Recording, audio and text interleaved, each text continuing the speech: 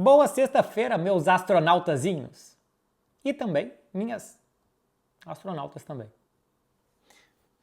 Tudo bem, meu povo? Bora lá responder as perguntas de vocês. Antes de mais nada, vou reforçar o que eu disse aqui na semana passada sobre Klopp e também logo depois no vídeo sobre o Xavi.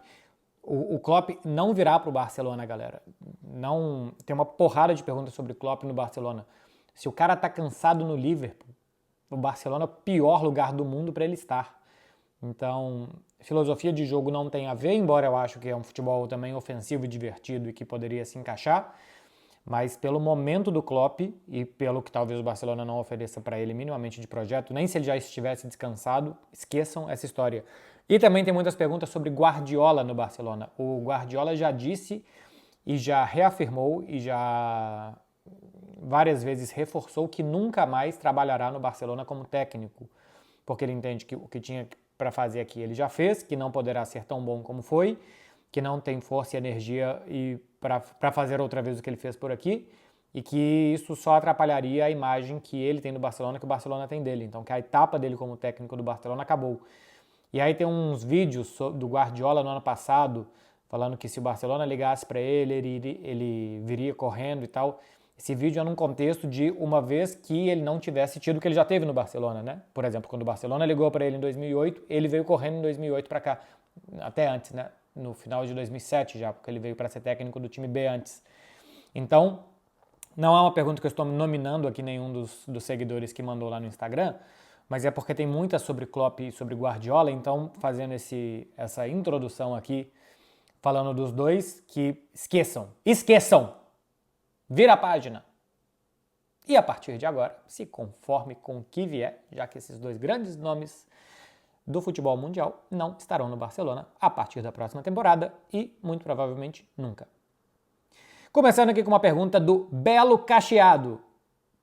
Beckler, você gosta da sua aparência? Cara, eu gosto sim. E eu acho que é bom gostar. Eu acho natural a gente gostar. Eu acho que faz muito bem que a gente goste do que a gente vê. Ter uma boa autoestima eu acho que é muito bom. Aliás, dia 28 de fevereiro agora é dia da autoestima. E eu sei que uma coisa que atrapalha muito a autoestima dos homens é o cabelo, ou principalmente a falta dele, né? A famosa calvície. Se você sofre com esse problema, e não é só coisa de velho, jovens também sofrem com calvície. Calvície atinge 50% dos homens, em qualquer idade. A Manual pode te ajudar. Já falei da Manual aqui e falo de novo.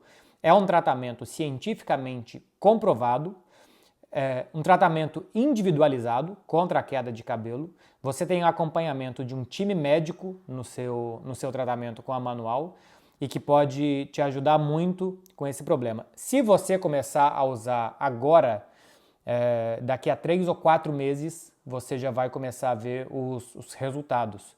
É tudo online, você não precisa ir para a clínica, você não precisa ficar em sala de espera, nada disso. Então, além de tudo, é bastante cômodo e prático. Entra aqui no site da Manual para ver mais exemplos, mais gente que usou e que funcionou. Pessoas reais que usaram a Manual e que funcionou com eles.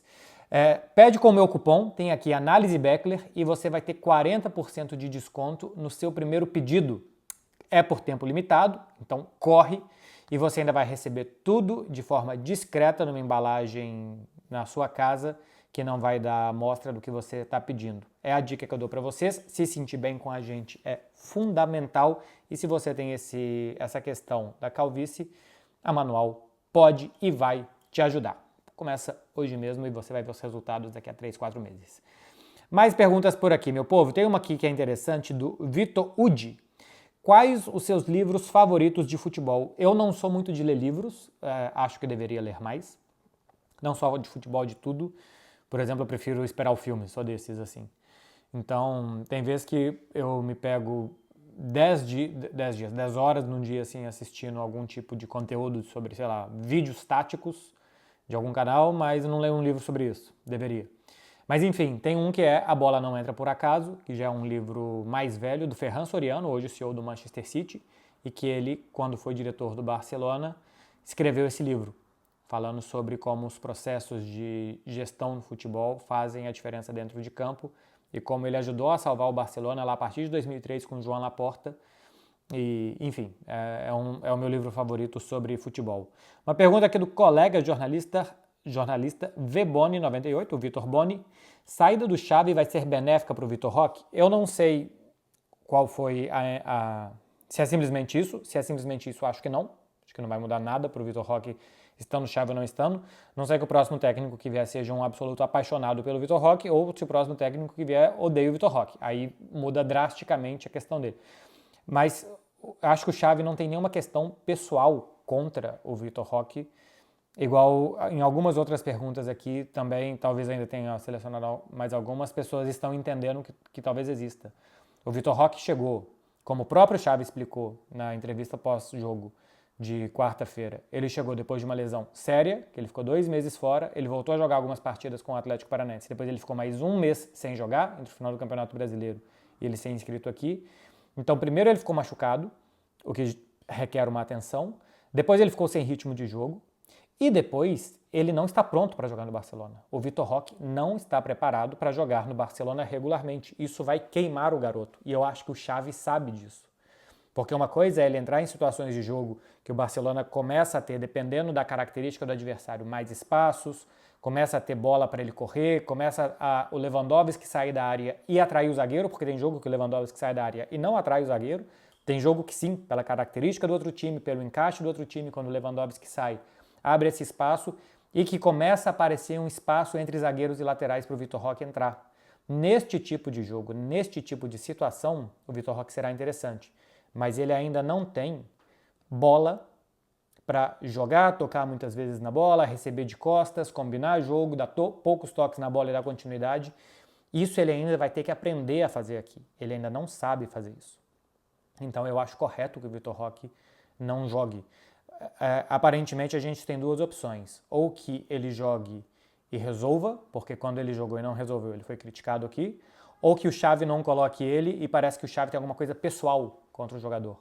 Sendo que simplesmente é analisar que é um jogador de 18 anos que não está preparado para fazer um tipo de jogo que ele nunca fez na vida. E que ele precisa aprender isso. E ele nem pré-temporada fez.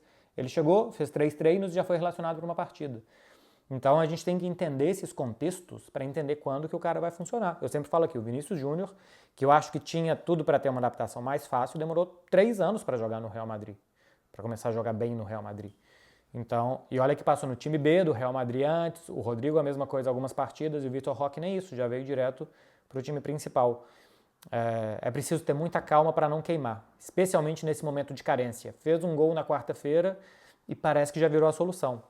Inclusive, nas redes sociais da TNT, eu acho que mostra bem a diferença que talvez nós brasileiros e o pessoal daqui veja nessa expectativa. Acabou o jogo, o Vitor Roque tinha acabado de destruir a partida, né? Fez o gol, jogou bem, criou outras chances, gerou expulsão e tal. Fui entrevistar os torcedores, todos gostando muito e tal. E logo depois que eu perguntava o que eles achavam do Vitor Roque, eu perguntava, tem que ser titular? E acho que um só disse que sim. Todos falavam, não, tem que esperar, ainda tem que se adaptar mais ao jogo da Espanha e tal.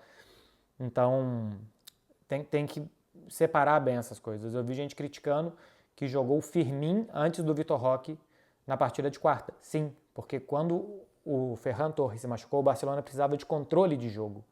E quando chega o segundo tempo, que via controle o time não conseguiu fazer gols, mas estava gerando espaço, precisava naquele momento de agressividade e não partir para a agressividade, com o risco de perder muitas bolas, de não ter volume de jogo com 5 minutos de partida. É mais ou menos isso que eu acho. Deixa eu ver se eu virou a página. Não, ainda tem aqui. Pergunta do C4R Luz, que eu acho que é Carlos e ele escreveu diferente. Ainda tem um underline 77. De Zerbi seria uma boa para o Barça em questão de moldar os garotos do elenco? Em moldar os garotos do elenco, não vejo grandes coisas nisso, né? Porque assim, no Brighton ele funciona fazendo isso, porque o Brighton contrata esse tipo de jogador, porque a pressão para garotos no Brighton é uma coisa e a pressão para os garotos no Barcelona é outra. Se o Brighton terminar a Premier League em 10º colocado, tá tudo bem. O Barcelona, se não terminar em primeiro, não está tudo bem. Então, é bem mais fácil, tá? Moldar os garotos no Brighton do que no Barcelona. Sobre técnicos do Barça, eu vou falar sobre isso de uma forma mais detalhada no Fred Beckler Explicam de terça-feira. A gravação é hoje, na sexta, e a gente vai falar, Fred e eu, sobre possíveis candidatos, características e tal. Já adianto e dou um spoiler para vocês. Para mim, o principal desafio para treinar o Barcelona é atacar estático. É quando o adversário está todo atrás e você precisa atacar. Quando você atrai o adversário para o seu campo, quando você faz transição, é mais fácil, porque os espaços são mais óbvios. É mais difícil jogar com espaço quando o time está todo fechado atrás. E é isso que o Barcelona normalmente faz. E é isso que, por exemplo, o De Zerbi não faz. O De Zerbi, por ser o Brighton, todo mundo quer ir morder o Brighton lá na frente. Então o Brighton atrai, os times vêm, ele tem bons mecanismos para sair e pegar em velocidade depois. Isso no Barcelona ele não vai encontrar, ou vai encontrar muito pouco. Enfim, falarei mais sobre isso no Fred Beckler Explica. Pergunta do André Pseudo. A TNT tem muitos produtores muito jovens. Como é trabalhar com uma geração tão diferente? Eu me sinto um pai, né? Para o Pseudo, que é um dos produtores jovens da TNT, e para tantos outros. Como pai de muitas famílias, muitas vezes ausente, extremamente rígido e rigoroso, pouquíssimo diálogo, com uma capacidade grande de gerar traumas, medos e receios muito grandes na hora de qualquer tipo de aproximação. Um abraço aí para a família de produtores da TNT. Falando sério, eu não vejo diferença de trabalhar com produtores jovens e mais velhos assim. Não vejo, por exemplo, que eu faça conteúdos diferentes pelos produtores serem jovens, que eu me comunique de forma diferente pelos produtores serem jovens. Então, acho que não tem eu não consigo ver assim uma relação diferente. Posso explicar. Juan de Marco Brito 10. Como é ser casado com alguém que tem a mesma profissão que você? Cara, eu acho que normalmente é bastante positivo, porque a chance da pessoa te entender é muito grande. Entender a sua rotina, entender suas ambições, entender como que você funciona, como que você pensa. No caso da Clara, além de ser a mesma profissão, é a mesma empresa, né? Então, coincidimos em muitas coisas mais. Mas, por exemplo, eu tenho amigos que são jornalistas e que têm uma relação com pessoas que não são. É muito difícil que a outra pessoa entenda por que assistir tanto jogo é importante, por que os horários são os que são, por que a gente está tanto tempo, por exemplo, em internet, em redes sociais, porque às vezes parece divertimento, mas a gente está trabalhando. Então, quando a pessoa é jornalista do outro lado também, no nosso caso, ajuda. Minha irmã é médica, tem um relacionamento com o médico, acho que também ajuda. E por aí vai. Eu acho que normalmente pessoas da mesma profissão tendem a entender melhor, o trabalho é uma parte muito grande da nossa vida, tendem a entender melhor o universo da outra. Deixa eu ver se nessa página ainda tem mais. Tem mais uma aqui do Theo Dávila. Terminei meu relacionamento, mas ainda nos amamos. Vale a pena manter a amizade? Isso é uma grandíssima cilada, não faz isso. Isso é um clássico de que vocês nunca vão conseguir sair desse lugar. Depois de um tempo, talvez. No início, cada um para um canto, e daqui a alguns anos, quem sabe, vocês consigam de cabeça fria. Senão, vocês vão começar a misturar as coisas. Não vá por aí. Pior coisa que vocês podem fazer, deixa ela ser feliz e você vai ser feliz pro outro lado. É isso mesmo, tá? Eu não vou falar assim, agora falando certo. Não, é isso aí mesmo. Igor Aertel. Você acha que está tendo escassez de craques vindo da base do Barça? Cara, assim, saiu o Gavi recentemente. O Ansu Fati foi um muito bom projeto de craque. Veremos se vai se confirmar. Craques assim, né? Grandes jogadores. Vamos ver se o Ansu Fati vai se confirmar depois das várias lesões. Inclusive está de novo com uma lesão séria, né? Uma lesão muscular séria no Brighton. O Ronald Araújo não é base do Barcelona, mas é que eles consideram. Alejandro Balde, que está por aí já. Mas assim, se você tirar aquela geração assim, o Puyol e Xavi são um pouco antes, e depois veio a geração de Messi, Iniesta, Fábregas, Gerard Piqué, e logo depois ainda tem a de Busquets e Pedro, né? Se você olha antes de Puyol e Xavi, que saíram da base acho que em 99, cara, você tem que voltar até Guardiola no início dos anos 90. Tem uns 10 anos entre Guardiola, que não foi uma grande geração de jogadores da base, tem ali Abelardo, Quem mais? Sergi, lateral esquerda, da base do Barcelona. O Guardiola. Mas tem muito jogador que veio para o time do Cruyff que não era. Não foi um time tão de base assim. Mas assim, um grande expoente, né? Se você tira o Guardiola e vai até Puyol e Xavi, são 10 anos aqui, sem nada. Aí Puyol e Xavi para Iniesta, Messi, Piqué, Fábricas, tem mais 5, 6 anos aqui. E depois, menos ainda. Então, existe quase uma lenda de que toda hora sai craque espetacular da base do Barcelona. Que saem bons jogadores, sim. A base do Barcelona revela muitos jogadores que estão por aí, em grandes times da Europa. Mas que toda hora vai sair jogador nível Barcelona, porque para jogar no Barcelona você tem que ser, deveria ser, né? Um dos 5 melhores do mundo na sua posição. Porque os 5 melhores zagueiros, um tem que estar no Barcelona, ou tem que estar no Real Madrid, ou tem que estar no Manchester City, ou tem que estar no Liverpool, ou tem que estar no Bayern de Munique. Sabe, por aí vai assim. Então, os melhores da posição têm que estar nesses clubes. E nem sempre, ou quase nunca, você vai conseguir produzir, fornada tras fornada, os melhores do mundo nessas posições. Entre essa geração do Messi e tal, e o Gavi, o Baldé, por exemplo, de agora, saíram Sérgio Roberto, Rafinha Alcântara, o próprio Thiago Alcântara, Patrick, que está na Lazio, Luiz Alberto também, que passou pela Lazio, pelo Liverpool, Grimaldo, que está no Bayer Leverkusen, Deulofeu, que rodou por aqui e por ali. Quem mais? O Oriol Romeu, que saiu e voltou. Sérgio Gomes, que também teve algum sucesso relativo, estava no Espanhol a última vez que eu me lembro dele. O Mazip, goleiro, que está no Valladolid. Cara, tinha um time do Barça B que eu vi jogar aqui em 2013, que eu acho que era Mazip, Patrick, Diené, um zagueiro camaronês, Sérgio Gomes e Grimaldo. O 5 não era Oriol Romeu. 2013 o Oriol Romeu já tinha até saído. Acho que era Gumbau, o 5. Rafinha, Sérgio Roberto. Adama, Deulofeu e Dongu, aquele outro garoto camaronês. Aqui tinha os tal dos meninos do Eto'o, alguns camaroneses que vieram para cá e jogaram no time B. Eu acho que era esse o time. Então, aqui e ali os jogadores foram se encaixando, mas assim, pro time de cima do Barcelona, primeiro o Thiago Alcântara, depois o Rafinha e o Sérgio Roberto. Então, sobre isso da escassez de craques, assim, o normal é não sair jogador pro time de cima, tá? Embora a gente goste de vender que La Masia é a melhor coisa do planeta Terra. O normal é que não saia, mas de vez em quando saem alguns espetaculares, os melhores do mundo como o Messi. Mas não é algo normal de que toda hora o time tem um tanto de jogador da base. Isso foi um hiato, isso foi um momento específico da história do clube. Em todos os outros momentos da história do clube isso não aconteceu. Daqui a pouco a torcida do Barcelona vai me odiar, porque falar isso é quase um crime por aqui. Caim, como é que é? Caim Mi Rodrigues. Marcelo, o problema do Barcelona nessa temporada não seria o esquema tático? Cara, não seria. É o mesmo esquema tático da temporada passada e da anterior.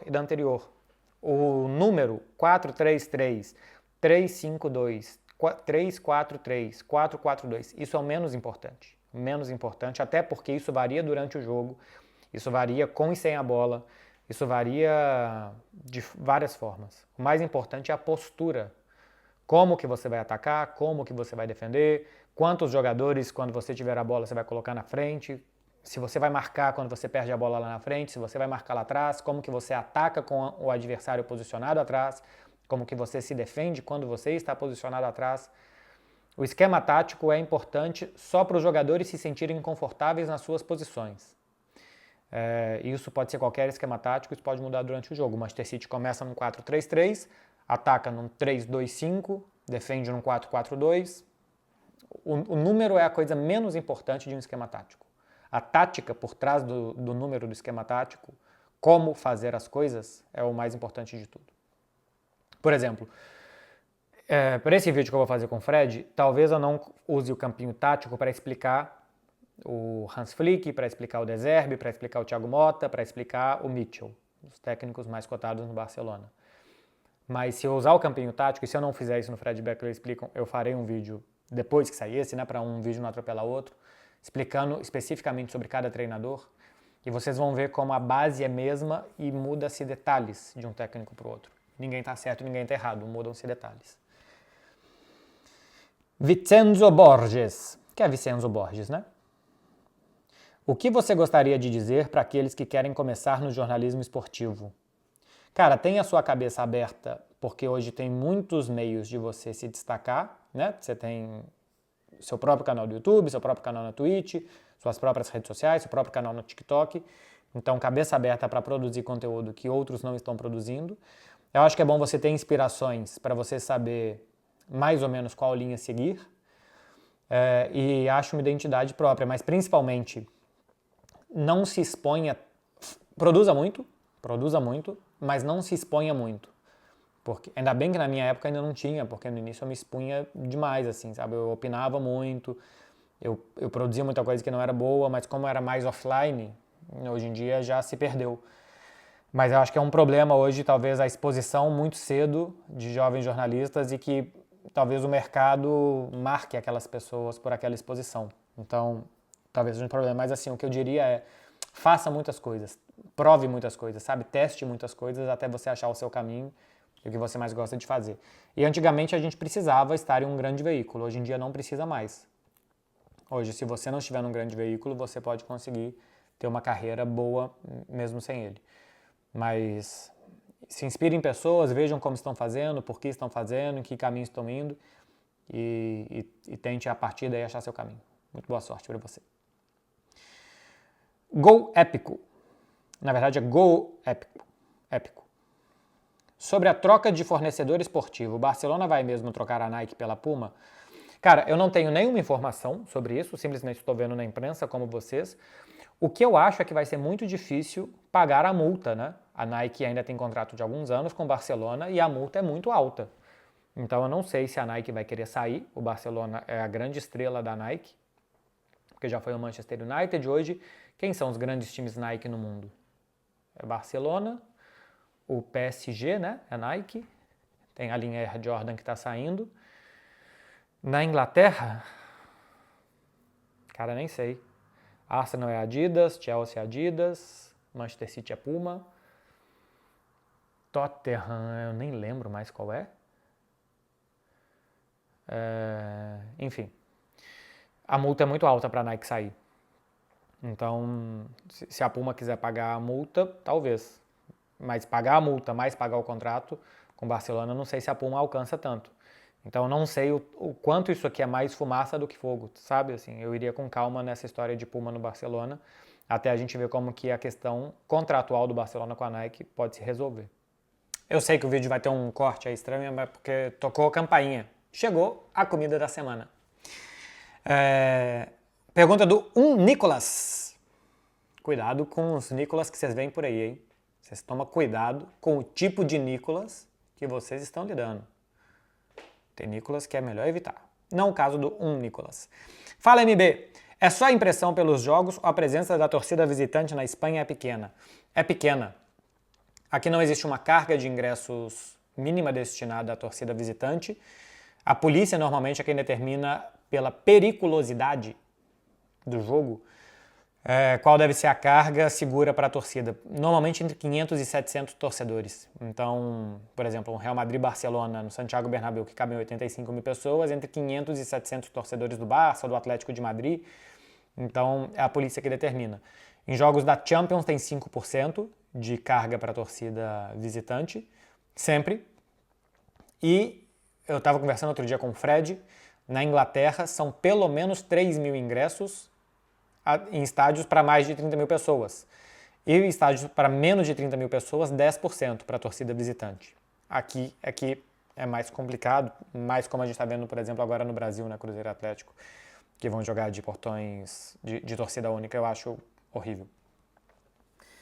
Luiz Gustavo CWU, que pode ser Q. Com 3 baixas nas pontas por lesão, você acha que o Xavi... Pelo que você acha que o Xavi vai optar? 4 meias ou Roque de segundo atacante? Inicialmente, eu acho que ele vai jogar com 4 meio-campistas, com o Firmino jogando como o quarto meio-campista, ou de vez em quando o Oriol Busquets, e aí Gundogan, De Jong e Pedri. Mas eu acho que inicialmente a ideia é 4 meio-campistas para começar o jogo com controle e depois a agressividade do Vitor Roque, pelo que eu já expliquei no... Deve estar ruim isso aqui. Pelo que eu já expliquei no início, né? Que eu acho que o Vitor Roque ainda não está pronto para jogar de cara de início os 90 minutos, nem física e nem tecnicamente ainda. Tô com medo disso aqui tá raspando. Antes não tava não. Aí fui atender ali a porta. Foi mal aí se tiver. Vocês já rasparam hoje? Sexta-feira. A coisa fica chula do nada, né? Vinícius Lima, underline, 38. É só 38, eu que viajei. O futebol europeu ficou chato depois que Messi e Cristiano Ronaldo saiu? Pelo que eu tô vendo aqui a sua cara, Vinícius Lima, apesar do seu nick ser 38, acho que você é bem novinho.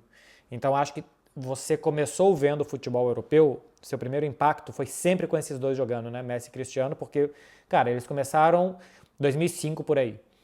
2007, 2008 eles já eram os melhores do mundo. Então, quem nasceu em 95, por exemplo, que já nem é tão novo, né? Já é um adulto de quase 30 anos, quem nasceu em 1995, tinha 12 anos na época que os dois já eram muito bons, foi impactado com o futebol europeu sempre com os dois. Então, talvez para essa galera seja estranho agora ver o futebol europeu sem os dois. Mas eu nasci em 86.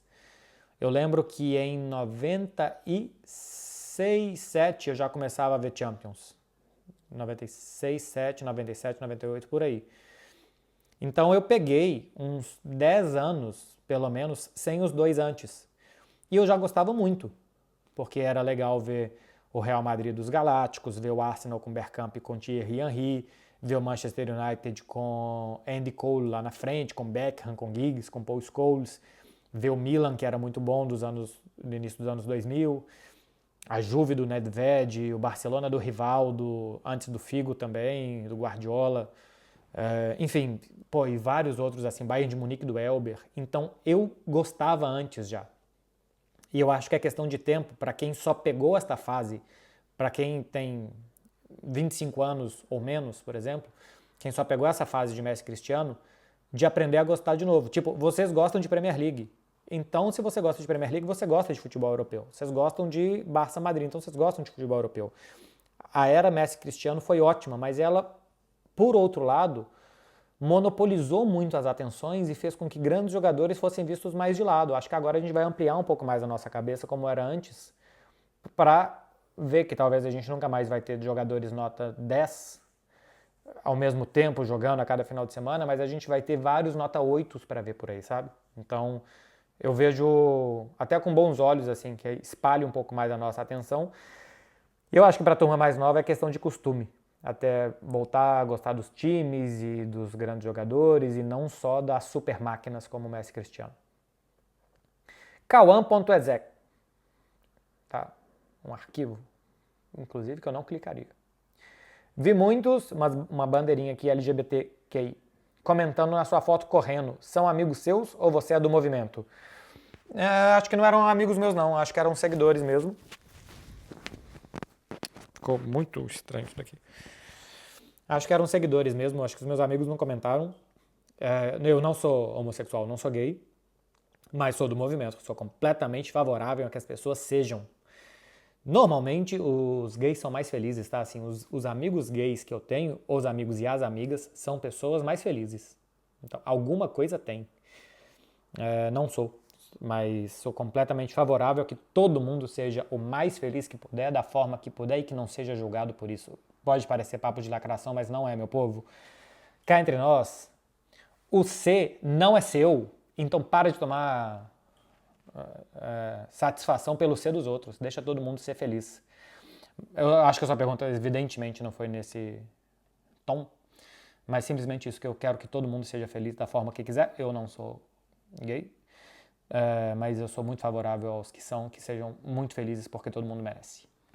Reis Murilo. Tem acompanhado as novas contratações do Cruzeiro? Se sim, o que está achando? Cara, tenho acompanhado e estou preocupado. Se o cruzeirense estiver preocupado, eu acho que ele tem razão, porque 2023 foi muito difícil e 2024 pinta como difícil também. Porque eu não sei se o time vai estar organizado e coeso como esteve em 2023. É muito difícil manter o nível de concentração e de entrega que os jogadores tiveram, que eu acho que foi muito grande. Acho que o Cruzeiro esteve muito concentrado no ano passado, por exemplo, para ter a melhor defesa do campeonato. O time era muito solidário, era muito concentrado, não se distraía dos jogos. Foram poucos jogos que o Cruzeiro tomou muitos gols. Então, manter este nível de atuação coletiva, que eu acho que o Cruzeiro normalmente jogou bem ano passado, tá? Pega aí, Cruzeiro e Palmeiras, os dois jogos. Um dos dois, pelo menos, o Cruzeiro merecia ganhar. E não merecia perder nenhum dos dois. Cruzeiro e Flamengo, jogou muito bem no Maracanã, jogou muito mal em Belo Horizonte. Cruzeiro e Internacional. O Cruzeiro jogou muito bem em Porto Alegre contra o Inter, né? Aquele jogo que o Wesley perde gol e tal. Depois em Belo Horizonte, acho que o Cruzeiro perde do Inter, né? Nem lembro mais, mas acho que perde do Inter em Belo Horizonte. Cruzeiro e Atlético. No segundo jogo o Cruzeiro jogou melhor. No primeiro jogo jogou um pouco pior ou igual, que o Hulk faz aquele golaço de falta. Cruzeiro e Grêmio. O Cruzeiro ganha o primeiro, perde o segundo e na Copa do Brasil merecia ter passado contra o Grêmio. Cruzeiro e São Paulo. Ganha em Belo Horizonte jogando mal e perde no Morumbi jogando bem. Então, jogando mal não, mas assim, o São Paulo foi muito bem naquele jogo no Independência. Então o Cruzeiro jogou contra os melhores times do país. Contra o Fluminense, esse sim, o Cruzeiro não conseguiu. Embora no primeiro jogo tenha ido bem, mas contra o Fluminense o Cruzeiro não conseguiu. Foi o único jogo, time inclusive, que ganhou as duas do Cruzeiro. Acho muito pouco provável que se repita esse nível de boas atuações, embora os resultados nem sempre tenham acompanhado, porque o time não fazia gol. E o time acho que não contratou muito gol. Eu acho que o Cruzeiro precisava de uma revolução no ataque. Precisava de contratar preparadores de jogada, jogadores de lado de campo. Contratou o Dineno, né? Um atacante que estava com o Lacarmon no futebol mexicano, um argentino também, acho. Ainda não vi jogar.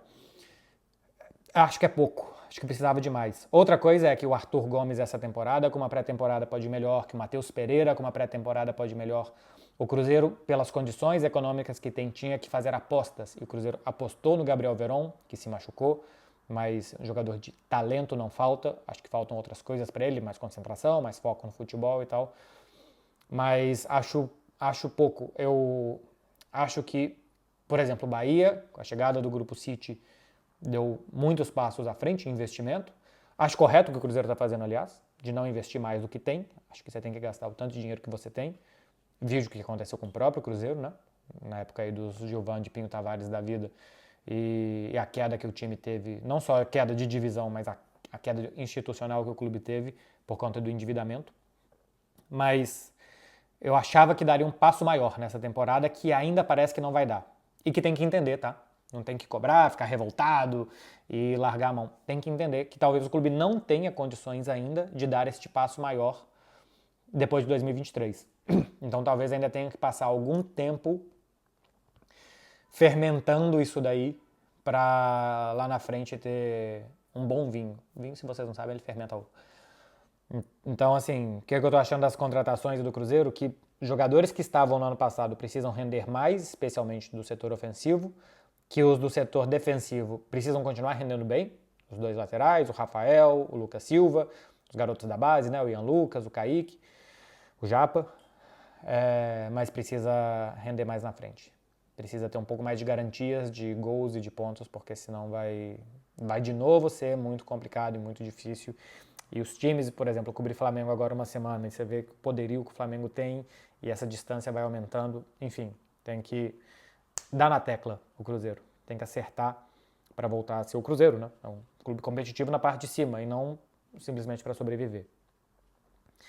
Gabi Aguiar, 96. Barcelona deixou de ser atrativo, tendo em vista o caso do Bergval ou mesmo do Güler. O Barcelona deixou de ser rico, né? O Güler, o Real Madrid foi lá e pagou muito mais para o jogador. E o Bergval acho que está indo para o Tottenham também, porque o Tottenham vai pagar mais para o clube sueco dele e mais para o próprio jogador. Então o Barcelona não acho que deixou de ser atrativo, ele deixou de ser economicamente competitivo com outros clubes. Agora, o Barcelona contratou o Gundogan, o Barcelona contratou o Lewandowski. Se deixasse de ser atrativo, esses jogadores não viriam para o Barça. O Christensen preferiu vir para o Barcelona, o Rafinha tinha proposta de Chelsea e de Arsenal e quis o Barcelona. O Koundé tinha proposta do Chelsea, o Sevilla estava fechado com o Chelsea, ele quis vir para o Barcelona. Então, a questão aqui eu vejo muito mais econômica do que de atração e do que o clube pode oferecer. Não tem bala na agulha para competir com esses. O Endrick é um outro caso. Nunca esteve perto de fechar com o Barcelona, mas no momento que o Endrick viu o que oferecia Barcelona, o que oferecia Real Madrid, economicamente o Real Madrid oferecia muito mais, o Barcelona simplesmente saiu da disputa. Abdias Geo. Por que você não usa aliança sendo que é casado? Clara usa, você também deveria. Você deveria usar vírgula. Começar, não tem nenhuma aqui. Muito obrigado por falar o que eu deveria fazer. Mas Clara entende que eu não gosto de aliança. Nunca gostei. Essa pulseirinha aqui, ela também tem uma. É meio que isso aqui foi a nossa aliança. A gente colocou um no outro lá no altar com Fred Caldeira. Então isso aqui simboliza mais o nosso casamento. Isso aqui é a flor de Barcelona, inclusive. Ó. Essa flor aqui é de Antoni Gaudí. Ele que desenhou essa flor. Tá pelos pisos aqui de Barcelona no chão. E representa muito mais pra gente. Agora, eu não gosto de anel. Eu não gosto de nada na minha mão. Nada. Nunca usei anel, coisas na mão, não gosto. E, por exemplo, eu prefiro viajar de mochila do que de mala. Não gosto de ter nada na mão. E é por isso que eu não uso. Claro, entende. Uma pena que você, Abdias Geo, não entenda. Tô brincando, Abdias Geo. Tem uma outra sua, inclusive. MB, sou seu fã. Por que o Barcelona não melhora seus jogadores fisicamente como o Bayern? Porque não precisa. Ter jogadores fisicamente fortes, intensos, é bom para alguns clubes. Eu acho que para o próprio Barcelona em alguns momentos falta isso. Mas quando o Barcelona viveu o melhor momento da sua história, Xavi, Iniesta, Busquets, Messi, Pedro, Davi Villa, né? Esses caras não eram fortes fisicamente. Eram todos baixinhos. E era um momento do futebol, que o futebol estava virando. O José Mourinho era o técnico da moda, né? Tinha ido bem no Porto, chegou no Chelsea Special One e tal. E que o futebol estava caminhando por um lado muito físico. De altos, fortes, corredores, rápidos. E o Guardiola pegou e fez outra coisa com jogadores que fisicamente não eram fortes. Pega aí hoje o Gundogan, que ele jogava no Manchester City, Bernardo Silva, Julian Álvares, Phil Foden. Esses caras não são fortes. Você tem lá os Haaland da vida, tudo bem. Rodrigo é lento, né? O Rodrigo não é um super jogador intenso, ele é um jogador muito bem posicionado, e técnico nem se fala. Mas não é uma regra que o jogador tem que ser forte para competir bem. Tanto que os caras do Bayern de Munique continuam fortes e não têm competido bem recentemente, né? O Bayern de Munique foi eliminado para o Villarreal, não é um concurso de supino. Então, não é uma regra, tá? E que os jogadores precisam ter este tipo de físico para jogar futebol. Pelo contrário, você pode jogar futebol de várias formas e uma delas é controlar sem físico. Você não precisa dele para controlar os jogos. Daniel Santos, 21. Acompanha e gosta de F1? Se sim, o que acha da ida de Hamilton para a Ferrari? São duas perguntas. Acompanho e gosto de F1? Não faço ideia de quem seja Hamilton e Ferrari é um carrão. Então, não sei qual é a relação, o que você está fazendo entre dois temas tão diferentes. Vitor MS9. Por que essa janela de inverno foi tão fraca comparada à janela de inverno passada? Porque o fair play financeiro está pegando na Premier League, né? A janela de inverno e até a de verão da Europa, de algum tempo já, ela tem se baseado em as grandes ligas perdendo jogadores para a Premier League. A gente já viu Everton, tinha algum outro clube que agora também estava para cair na malha fina do futebol inglês, assim, que agora eu não lembro qual que é, mas o Everton já foi punido, né, pelos balanços anteriores, estaria usando o dinheiro da reforma do estádio para reforçar o time e tal. Os diretores do Newcastle já falaram que vão ter que vender jogadores no meio do ano, porque o Newcastle foi um desses que começou a contratar muito e não tinha retorno dentro de campo, e outros mais. Então, um campeonato como a Premier League com fair play financeiro obriga a diminuir investimentos, porque você não pode gastar mais do que você ganha. E se a Premier League não gasta, hoje em dia ninguém gasta. A Premier League é a grande gastadora disparada do futebol europeu, então acho que é por isso. O que está acontecendo é que basicamente o campeonato que gastava, os clubes se viram obrigados a pisar no freio pela fiscalização. Ricardo, sendo que ele colocou um depois um 7 no lugar das letras, para ficar mais fácil, segundo ele. O que aconteceu com a defesa do Barça? Isso dá para começar explicando pelo ataque. O Barcelona perdeu Rafinha e Dembélé. Perdeu um jogador de muita velocidade que preocupava o sistema defensivo rival, Dembélé, e perdeu por expulsão e por 2 lesões essa temporada o Rafinha, né? Uma temporada acidentada dele. O Rafinha é quem melhor pressiona no Barcelona para recuperar logo a bola, o jogador mais elétrico do time. Perdeu o Gavi também. É outro que pressiona muito para não deixar que os times armem contra-ataques. O Gavi toma aquele tanto de cartão por fazer falta que para contra-ataque, além do tanto de bola que ele recupera. E perdeu o Busquets, que era um jogador muito bem posicionado também e que subia muito bem, os jogadores acompanhavam ele, o momento certo de pressionar o adversário no campo de ataque. Então o fato de ter perdido Gavi, Rafinha e Busquets atrapalhou o Barcelona a pressionar na frente. De ter perdido o Dembélé, atrapalhou o Barcelona a atacar bem, porque normalmente o Guardiola fala isso, time que defende mal é porque ataca mal. Entenda, time que quer jogar, né, como o Manchester City, Barcelona, esses times. Então o Barcelona começou a atacar pior, porque não tinha o Dembélé, não tinha um jogador de drible, não tinha um jogador de 1 contra 1, então os mecanismos para atacar são piores. E os mecanismos para defender, depois que você ataca, também são ruins, sem esses 3 jogadores. Então a pressão para recuperar a bola ficou muito ruim, a forma de atacar ficou afobada, perde muita bola, os jogadores estão mal posicionados, não pressionam bem e a coisa estoura lá atrás. Isso foi fazendo com que individualmente os jogadores da defesa jogassem pior, fossem piorando a sua forma, ficassem mais expostos, Christensen e Condé principalmente, até um pouco o Ronald Araújo também, mas principalmente Christensen e Condé, e virou essa água toda que a gente está vendo. Mas não é porque o Barcelona quase não defende estático, né? O Barcelona quase não defende posicionado na sua defesa. O Barcelona defende lá na frente. Ou com a bola, ou quando ele perde a bola logo depois para recuperar. Mas normalmente o time está, quando está com aquela posse de bola meio lenta, muitas vezes ele está se defendendo, e não ele está atacando. Então o que aconteceu com a defesa é a perda de jogadores com capacidade de pressionar bem os adversários, recuperar rapidamente a bola e de ter uma coordenação boa nessa recuperação que é o que fazia o Busquets. Eu acho que esse é um dos motivos do time estar tomando muitos mais gols do que na temporada passada. O Banana Master. O intercâmbio de pré-temporada na Europa do Bahia pode ser um início de mudança para os times BR? Não, porque os times da Europa estão jogando na pré-temporada brasileira. Os times da Europa estão disputando. O mês de janeiro é um dos meses mais ocupados aqui na Europa, porque as Copas Nacionais são disputadas, não tem data FIFA. Então, se alguém viesse fazer pré-temporada na Espanha, ia com quem jogar aqui, né? Porque os times da Espanha estavam todos ocupados em Copa do Rei, em Campeonato Espanhol, em Supercopa da Espanha. Até o Manchester City também estava ocupado na Inglaterra. O Bahia foi porque é o do Grupo City, ele foi lá no CT, o Guardiola deu um oi pro Rogério Ceni e do ponto de vista do marketing foi ótimo pro Bahia.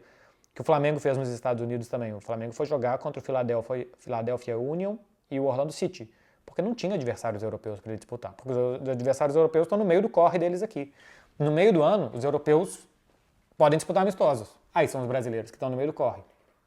Então, eu não gosto do calendário do futebol brasileiro e agora, como a Libertadores também acaba no final do ano, ficou amarrado. Quando a Libertadores acabava no meio do ano, eu achava que podia equilibrar um pouco mais.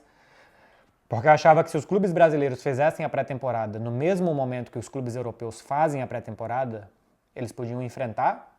Assim, não ia ter Manchester City, Arsenal, Barcelona e Real Madrid para todos os clubes brasileiros, porque tem que ser interessante também para os europeus.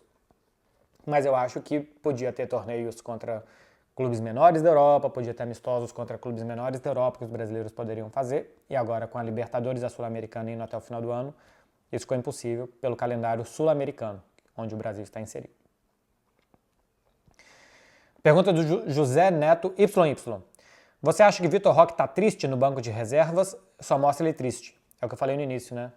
Parece que o Vitor Roque tinha que chegar e jogar em um mês, sem nenhum tipo de treinamento, de adaptação nem nada, senão o jogador já está insatisfeito. Cara, não acho que o Vitor Roque está triste no banco de reservas. Não consigo fazer uma leitura de fisionomia do jogador ali. Acho que ele está esperando a vez dele. E repito, o Vitor Roque é um jogador para o ano que vem. O Vitor Roque é um jogador para 2025, gente. Tenham calma com o Vitor Roque. Vitor Roque não é um jogador para agora. Ele pode ajudar agora, eventualmente, mas é um jogador para ser cobrado, para estar na dinâmica do time daqui a aproximadamente um ano. E se o técnico sabe disso, e eu acho que o Xavi sabe, vai ter calma com ele para não queimar o garoto. William Lima, 1994. Imaginou que iam ter alguns torcedores do Madrid que gostam de você? Eu imaginei sim, eu acho que o pessoal sabe diferenciar. Eu sempre falei aqui que eu torço pro Barcelona, mas eu também sempre falei que o Real Madrid é o maior clube do mundo, que eu adoro ver jogos do Real Madrid, que eu adoro cobrir o Real Madrid, eu acho a camisa do Real Madrid bonita. Cara, eu não tenho nenhum problema, eu não tenho complexos, sabe? Assim, eu não tenho nenhum problema com o Real Madrid. Eu só quero que ele perca porque eu gosto do outro time. Mas na hora de fazer uma análise, na hora de ver se é pênalti ou se não é, se é cartão vermelho ou não é, seja o Real Madrid, o Barcelona, a Inter de Milão, o Novo Horizontino, não muda nada para quem eu quero que aconteça, porque o que eu quero que aconteça não vai acontecer, sabe? Eu não tenho nenhum poder sobre o que eu desejo. Então, eu desejo que o Vini Júnior não tenha sofrido esse pênalti. É impossível desejar isso, eu até posso desejar agora, se é pênalti ou não, é pênalti ou não. Então, eu acho que eu consigo separar bem as coisas. E eu analiso o Real Madrid como analiso o próprio Barcelona. Eu não analiso o Barcelona nenhuma vez com o meu coração, pelo menos tento não. Eu não analiso o Real Madrid nenhuma vez com o meu coração amargo, pelo menos tento não. Então, acho que os torcedores do Real Madrid, os que gostam de mim, deve ser porque eu acho que eu trabalho como eu devo trabalhar, sabe? Assim, eu tenho a consciência tranquila do que eu faço. Tem uma galera que torce pro Barcelona que até desconfia que eu torço pro Barcelona ou não. Por acaso eu tenho uma tatuagem do clube, por acaso eu mudei pra cá por causa do Barcelona, mas ainda assim tem gente que desconfia. Paciência. Tem torcedor do Real Madrid que, quando o Barcelona perde, diz que quer ver meus vídeos pra ver eu chorando. Cara, já chorei algumas vezes, mas não porque o Barcelona perdeu. Então, assim, se eu for ligar pro que cada um acha, eu não vou ser eu mesmo. Então, eu acho o que eu acho. E aí eu acho que agrada alguma parte e eu fico muito feliz de quem entende isso. Por exemplo, a próxima pergunta, do CH5588. Qual sua maior conquista sendo jornalista? Vou falar com vocês. A minha maior conquista são vocês.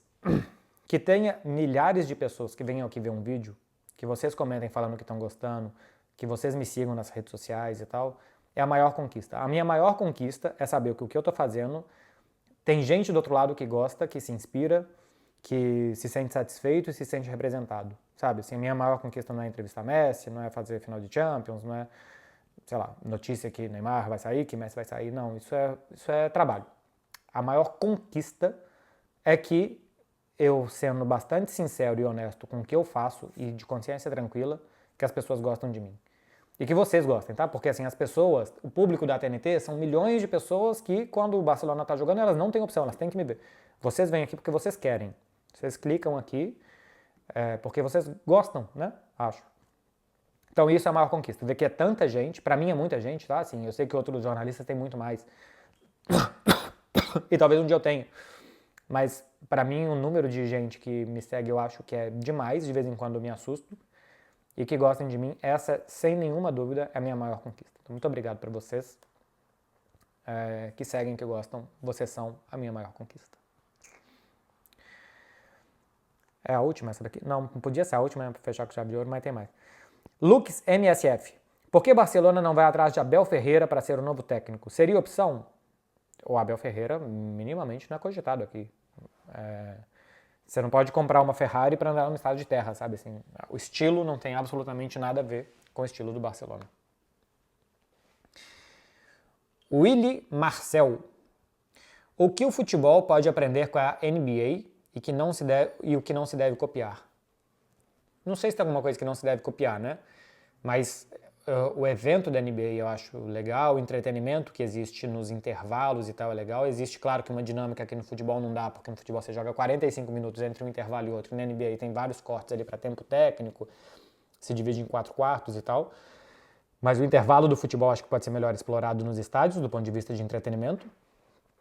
E as táticas são bastante absorvidas, tá, no futebol. O Guardiola se inspira muito, por exemplo, em táticas de NBA, tanto em bolas paradas, os bloqueios que os jogadores fazem, né? Aquele bloqueio corporal para que um jogador possa se movimentar. Então, um bloqueia a movimentação do outro para que um terceiro passe.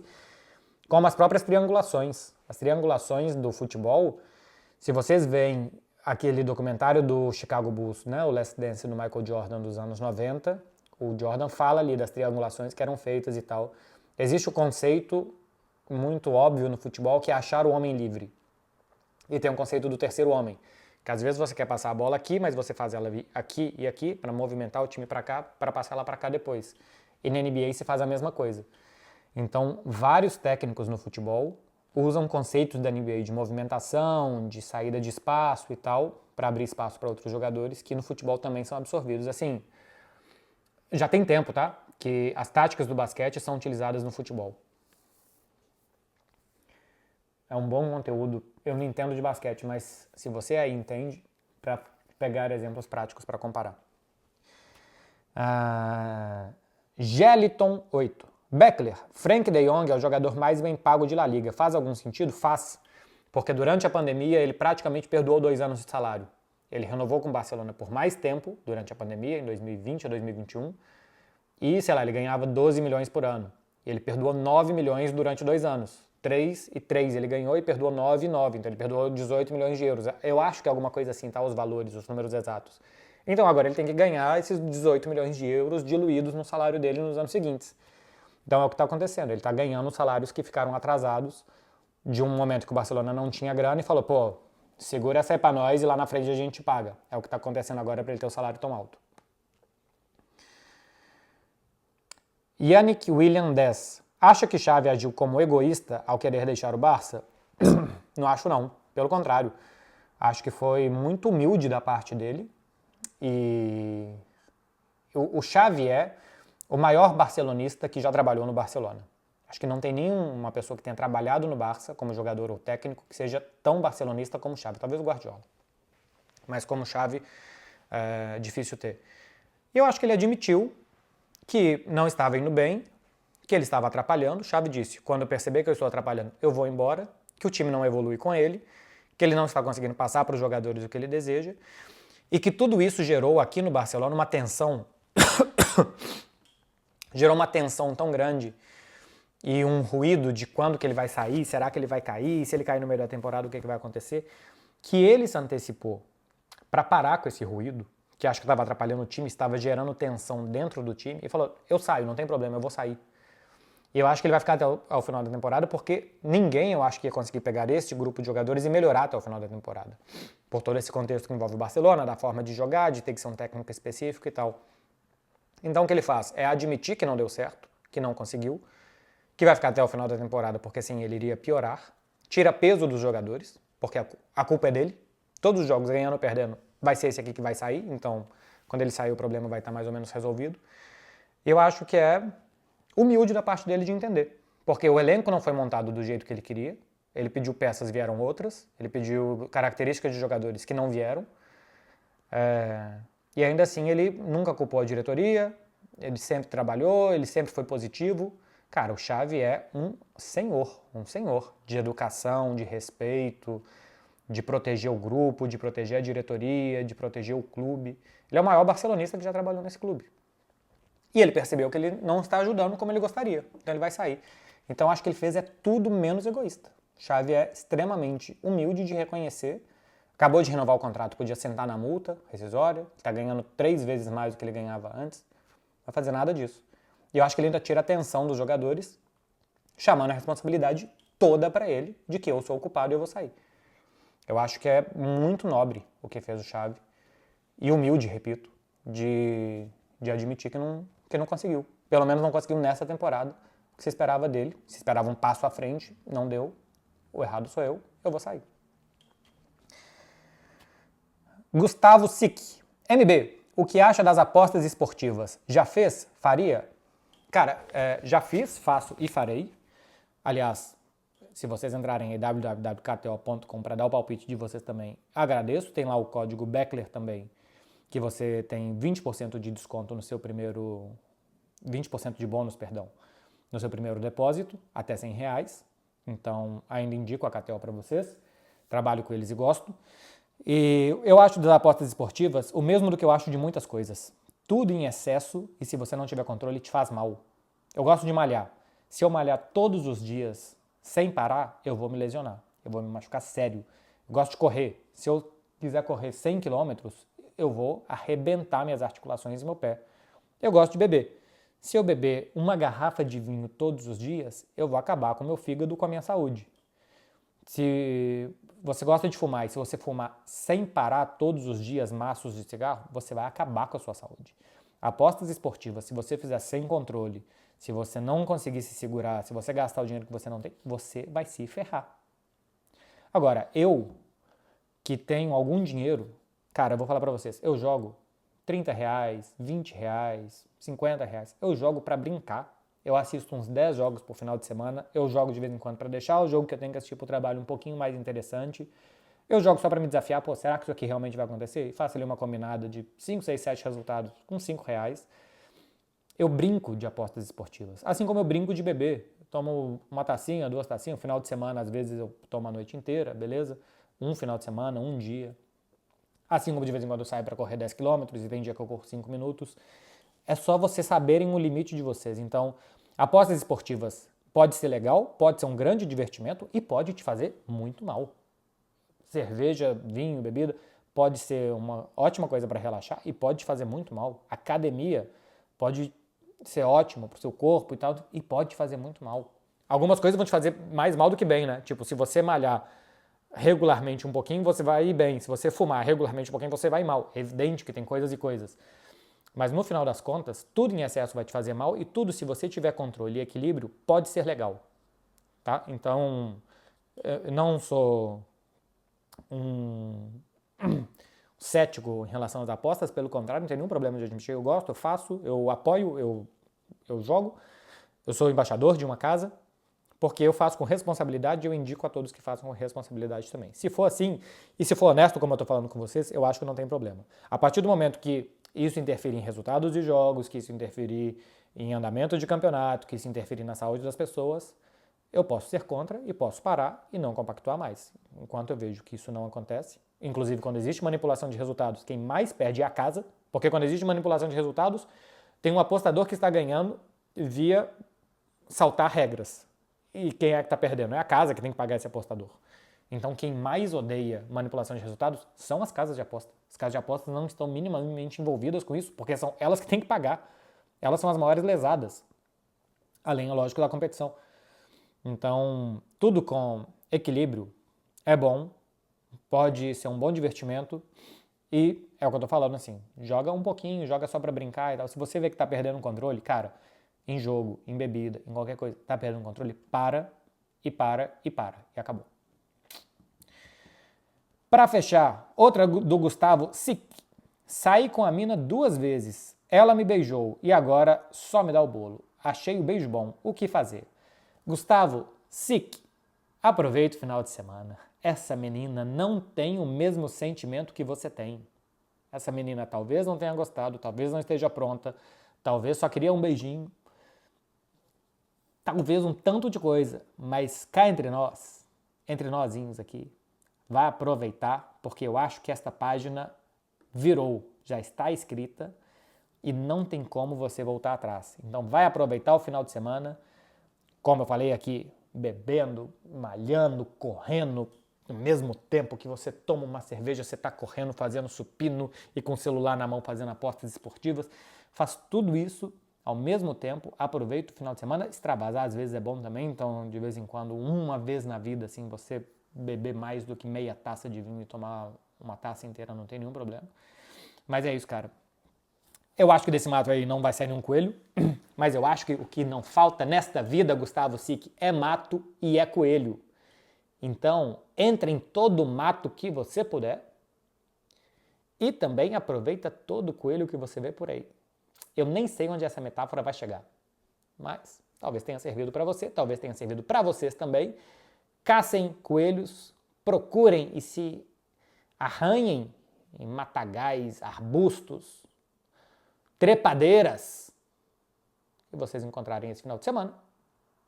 E depois, na segunda-feira, voltem à vida normal de vocês, completamente arranhados, esfolados, machucado ainda com ressaca do vinho que você tomou e da cerveja enquanto você fazia supino, porque final de semana é para essas coisas, é para se divertir. Beijo para vocês, meu povo, boa sexta para todo mundo e até o próximo vídeo, que será neste sábado, depois de Alavés e Barcelona. Se você chegou até aqui e puder curtir e se inscrever, eu agradeço demais. Beijo, gente, valeu!